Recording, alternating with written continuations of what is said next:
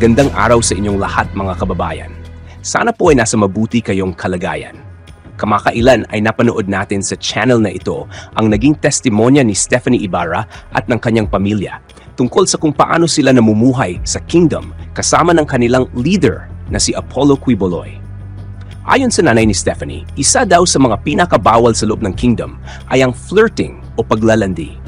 Ito daw ang dahilan kung bakit masaya siya na napabilang sa mga pastoral ang kanyang anak dahil nag-groom daw ito ni pastor ng mas maayos. 30 years in the ministry, I have seen how they've been groomed. I am very, very thankful na ang anak ko ay nilagay doon sa pastoral. Ano mga tinuturo doon? Una, best, ang maging maayos ang kaisipan na walang malis. Bigyan ng integrity at dignidad ang buhay nila bilang babae. At number 1, bawal ang flirt-flirt.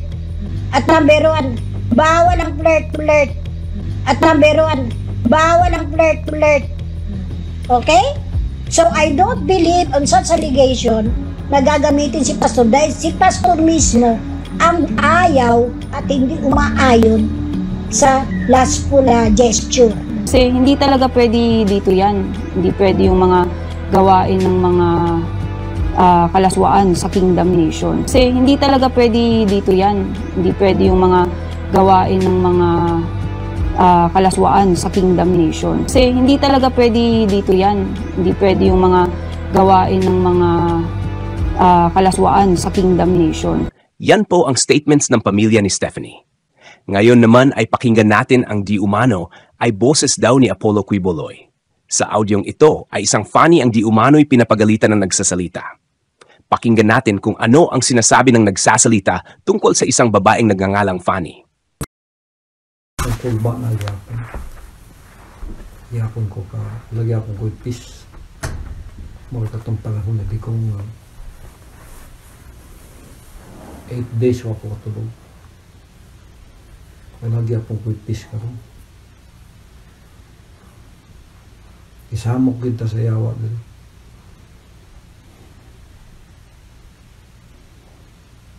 Under attack ang ministry nako. Pero mo ni kumpiyansa ko. Ni kumpiyansa ko mayo. Tagaan ta mong kwarta anytime, palargahon ta mo anytime. Tungod ana ang balay under attack. Kay nagkumpiyansa ko. Kay kung maigo niya mo, ako'y maigo. Bisan asang balay na ako. Bisan asang balay na ako. Gisunod-sunod yun ko sa yawa. Gitorture yun ko niya. Nag-inflict yun siya sa kuwa o kanang oppressing spirit. Na-oppress ko. Paritong panahon ni Digong nasudlan siya yawa. Maugya pong karon na-oppress ko mayo. Sakit gyapon akong gibati. Hantod karon, nagakurog gyapon akong ulod. Inani akong sitwasyon, di ko matulog, di ko katulog. Naalarman ako karon. So over na ba, sobra-sobra na. Nagkurog ang akong ulod sa pagunahuna. Kining akong pagbati karon, kung dili na akong nisulbaron, basig ako'y mamatay. Lately, kini ang giyatak. Open ang door. Kay na weakness. Halimang ka mong yung nagtibok kalibutan. Nakaila sa inyo ha. Nakaila sa imo. Kanang gisulti na ako sa inyo. Kada mula kang pabantayan ta mo. Kay malalandi pa mo. May kalandian pa sa inyong pagkatao. Kay malalandi pa mo. May kalandian pa sa inyong pagkatao. Kay malalandi pa mo. May kalandian pa sa inyong pagkatao. Dili na kumutugot na ron. Enough is enough. Dili na kumutugot nga lubuton pa ko ni Satanas kausa. Dili na kumutugot. Kita niyo ang freedom na ako. Tibok kalibutan ako ha. Kinisikip, hapit na ni Sauna. Ikaw hindi, dilipod ka kuha. Dilipod ka exempted. Labi na ginagamit ka samahan. Assistant takang daku diri. Daku kayo ang trust gihatag sa imo ha. Labi na ikaw. Ang ministry nimo murag ilado sa tibok kalibutan nga ikaw diri ka sa kingdom nagdako. Diri ka sa kingdom nagdako, diri ka sa kingdom nagtubo. Pagitan kini na biktima ni Satanas dito sa gawas. Nakuwang lalaki, kay lalaki man ang weakness. Nabitik og lalaki to sa gawas. Ning layas kapareho ni Katkat. Napakuinawang ipakita. Kada asa ko man tumingon sila, asa si Pani. Asa si Pani, wag ang ginamong makita. Ako na kanunay gatubag. Ako na kanunay gatubag. Ako gatubag. Ang tubag na ako pus kapildihan. Maka-afford ko mo inana ko. Maka-afford ko. Di na ako pwede magpakitas na sa tao. Sabtang niya pa siya sa gawas buhi pa. Ano magampo ko dito, mamahanaw siya. Mamatay siya. Una ko makatungha para ang justisya mabot sa kuha. O kaya tibok niyang pamilya. Ayaw, gyud ko ninyong traidora. Ayaw, gyud ko ninyong traidora. Di na ako pwede magpakitas na sa tao. Sabtang niya pa siya sa gawas buhi pa. Mamatay siya. O kaya tibok niyang pamilya. Naibog ko ng mga muros, ng mga Muslim. Na yung mga babae sila magpa-prostitute sa ilang mga warriors. Para mawala ang stress. Hingan nga ko ang iyong weakness sa lalaki. Ilabay ninyo na kay di na nakabubutol sa mahan. Kay di mo na mong pastoral para sa anak lang mo.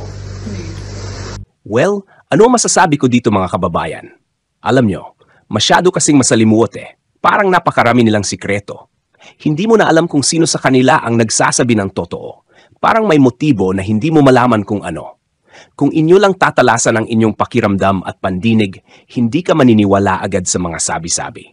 Kung ikaw ay concerned talaga sa kaligtasan ng iyong kaluluwa at mahalaga sa iyo ang katotohanan, hindi ka agad maniniwala sa nadidinig mo, lalo't may halong paiyak-iyak pa sa harap ng camera. Pero kung brainwashed ka na, hindi ka takatakang mapaniwala ka agad. Anyways, mahirap na lamang magsalita. Ang tanong ko lang sa grupo ni Kiboloy, bakit ayaw niyang magkaroon ng relasyong sexual ang mga babae sa kanilang kingdom? Lalong-lalo na ang mga pastoral? Masama bang umibig ang isang babae sa opposite sex niya? Masama bang mag-asawa ang isang lingkod ng Diyos? Ito ba ay applicable rin sa mga lalaki o tanging ang mga babae lamang sa pastoral department ang pinagbabawalan dito? Ang sabi sa isang post na ginawa ng isang member ng KOJC, in KOJC, flirting and inappropriate glances are strictly forbidden. Any misconduct will be addressed immediately. Boyfriend-girlfriend relationships are not permitted to uphold discipline. Lustful, indecent, or carnal looks are prohibited because Pastor Apollo Quiboloy emphasizes the importance of women's dignity, which should not be compromised by worldly desires. He practices what he preaches. This is why many remain unmarried, preserving the community's sanctity, similar to how Jesus Christ lived without a personal family. Remember, what you say reflects more about who you are. Pastor Apollo C. Quiboloy's holiness remains pure, untarnished, and unchanged, regardless of anyone's opinions, allegations, accusations, or criticisms. Kailan pa naging misconduct, indecent, at lustful ang umibig sa isang tao, especially kung siya naman ay kapatid mo sa pananampalataya? Ang sabi ni Pablo, ngunit kung ang sinuman ay nag-iisip na hindi siya kumikilos ng nararapat sa kanyang nobya na sumapit na sa kanyang hustong gulang, ay hayaang mangyari ang gusto niya, hayaan silang magpakasal, hindi ito kasalanan. Maliwanag na hindi kasalanan ang pagkakaroon ng asawa kung sila ay nasa hustong gulang na. Pero naniniwala ang mga miyembro ng KOJC na ang pakikipagrelasyon ay kasalanan. Ito daw ang dahilan kung bakit marami sa kanila ang hindi nag-asawa. Malinaw na hindi ito turo ng Biblia. Maliwanag na ito ay turo ng Antikristo, aral ng mga demonyo.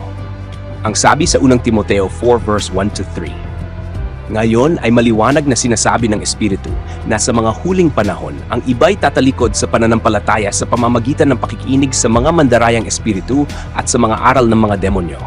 Sa pamamagitan ng pagkukunwari ng mga nagsasalita ng mga kasinungalingan na ang mga budi ay tinatakan ng nagbabagang bakal. Kanilang ipagbabawal ang pag-asawa at ipag-utos na lumayo sa mga pagkaing nilalang ng Diyos upang tanggapin na may pagpapasalamat ng mga nananampalataya at nakaalam ng katotohanan. Maliwanag sa mga talata ng Biblia na aral ng Diablo ang ipinatutupad ng mga KOJC sa kanilang mga workers o sa ilang mga miyembro. Aral ng demonyo na ang akala nila ay isang uri ng kabanalan. Pero ulitin ko ang tanong, ganito rin ba kahigpit sa mga kalalakihan? O baka naman sa mga kababaihang pastoral lang? Ito ba ay dahil hindi nag-asawa si Kibuloy at nais niya na maging katulad niya ang lahat ng mga members niya? O baka naman may iba pang dahilan na hindi natin alam? Kayo naman mga kababayan, ano ang pakiramdam ninyo sa mga statement na inyong narinig? I-comment lang ang inyong opinyon at pag-usapan natin yan.